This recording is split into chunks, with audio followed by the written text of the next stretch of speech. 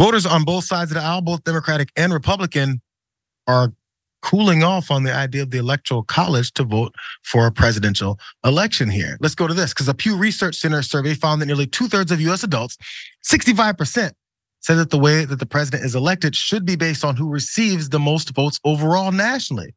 And only 33% believed it should remain as who wins the electoral college count.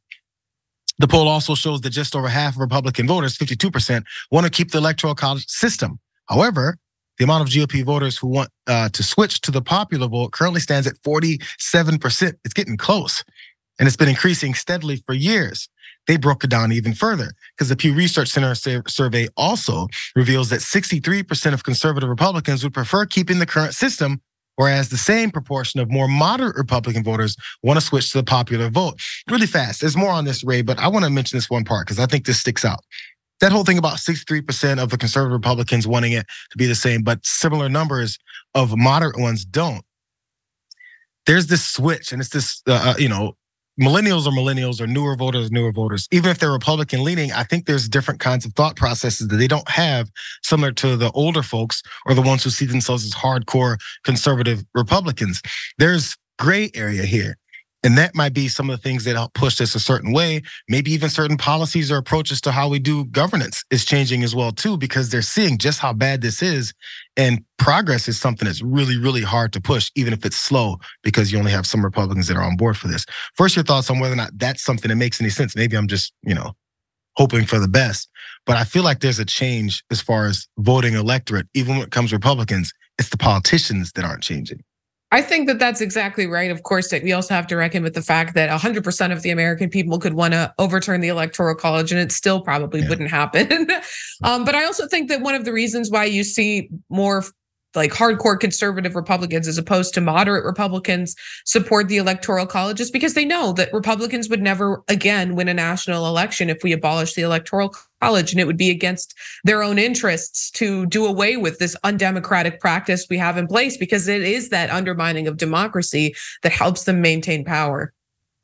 It's odd though, because it's a lot of conservatives, whenever someone says they want to change things or progress the country forward, they say, if you don't like it here, move somewhere else. As the country evolves, if we actually do go to this type of system, and obviously the majority of voters tend to be further from radical conservatism, maybe there's someone that's much more conservative for you to live if it's too uncomfortable here. There's libs that moved away from America because this is going down and I don't want to live this way.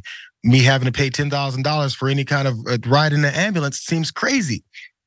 So maybe there's somewhere that's super conservative and limits all your rights that you'd be happy with. But you did point out that this is potentially a struggle on Republicans, because look, since the start of the 21st century, no Republican candidate except George W. Bush, surprisingly, in 2004 has won the popular vote. And in the November 2016 poll, taken just days after Trump won the election but lost the popular vote to Hillary Clinton, only 27% of Republicans wanted to switch to a popular vote to decide these presidential races. 27% after Trump won. This number increased to 37% in 2021 and now 42% in 2022. I'm not sure what the factors are that are pushing it in that direction, but it's pushing in that direction.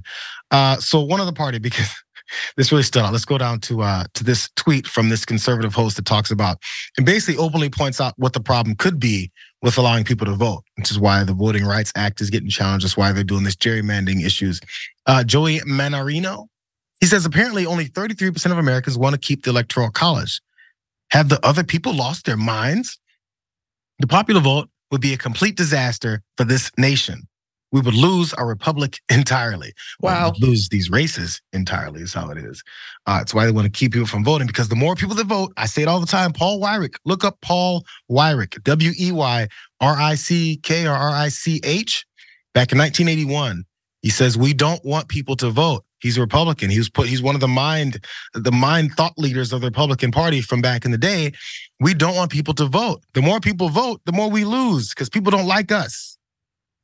How they talk, because they know how this whole thing works. Sorry, a little bit more though. He says it would diminish the influence of smaller states and rural areas of the country, lead to more recounts, contentious fights over provisional ballots and conflicts over the results of presidential elections and encourage voter fraud. This is what people who want to keep it the way it is are talking. It could also radicalize American politics and lead to presidents who are elected with very small pluralities or who fail to qualify for the ballot in all 50 states and in the District of Columbia. Can I interject here? Absolutely. Elected with very small pluralities. Right now, we have presidents being elected without a majority. Are you kidding me? A majority of the people can vote for one candidate, and the other candidate with a minority of votes can become the president. The idea that it would somehow be less democratic to employ a system where people vote for the president that they want, and the majority of the person who gets the majority of the votes wins is somehow less democratic is patently absurd, and they should feel ashamed for writing that. It's amazing, and they'll do it blatantly and then expect people to, I guess because it works, expect people to support those thought processes. Think about the other things that many of these conservative folks don't want to do because of how they will just automatically lose, and they see that as rigged. They go, these Democrats want everyone to vote because they know they'll win. It's a true statement. Yes, Democrats want to win because there's policies and thoughts and agendas that they'd like to implement that many of them feel would actually help the country. Now, they don't want things like a voting holiday. It's something, again, this is the damage report. John Iadarola talks about it all the time. This dude wants 3-day weekends as standard, and my man wants voting holidays. If you do that, more people have a chance to go vote. They don't want that. Just in Pennsylvania, last week, the governor there is a part of signing this legislation to have automatic voting registration. And also when you move, it automatically changes with you. You change your driver's license address, it changes your voting. And this all is natural updated. They don't want that because it will cause more people to vote, less voter fraud accusations. It'll be more accurate. You can't cheat the way they say cheating is always happening. They don't want that because then that argument is gone. And of course, lastly, here is eliminating the electoral college. The more people that vote, the problem that Republicans have. Let's listen to what, I'm gonna read what former Governor Paul LePage said in 2019, because if you thought that other guy was stark and how much he knows how bad this could be for them, listen to this guy. He says, actually, what would happen if they do what they say they're gonna do is white people will not have anything to say.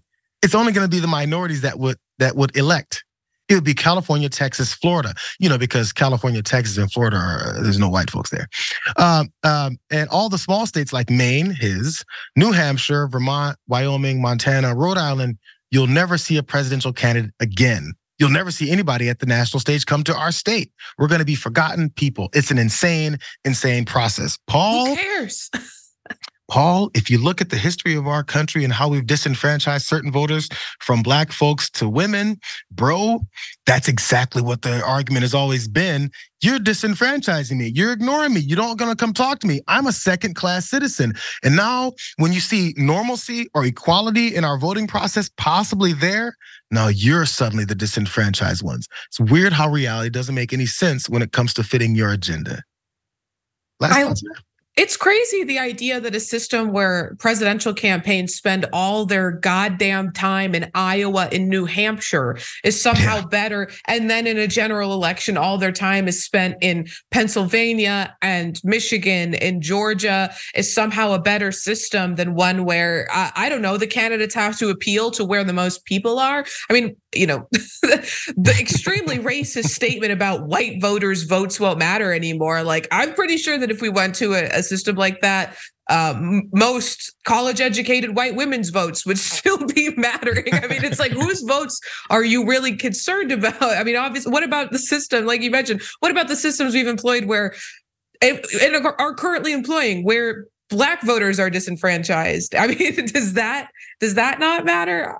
The arguments against abolishing the Electoral College are so patently absurd that, like, you'd have to be so bought into this fantasy of America and American democracy and the American Republic to believe it. You'd have to be a sucker. You'd have to be a mark to buy into this. That's what they're counting on, and that's what Donald Trump has found a way to focus and target in on. The easy follow-up questions for people like LePage, again, this was like 4 years ago, he said that. But easy follow-up question is, so you don't think that, this will affect you directly and specifically? If you have such a great argument, if you have such a great agenda, if your policies appeal to Americans, not the smallest percentage of Americans, if it actually appeals to Americans, or maybe if it doesn't, why can't you convince them of your policies working out so great? Why can't you? Why do you have to gerrymander? Why do you have to eliminate voters? Why do you have to do all these other tricks instead of saying the majority of people in America agree with me? And if you don't, I'm gonna convince you of why you should agree with me. Are they lazy or they not have the juice?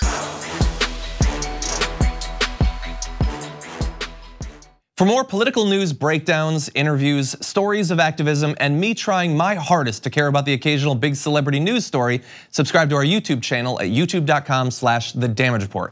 And you can ring the bell wherever it is so you don't miss anything.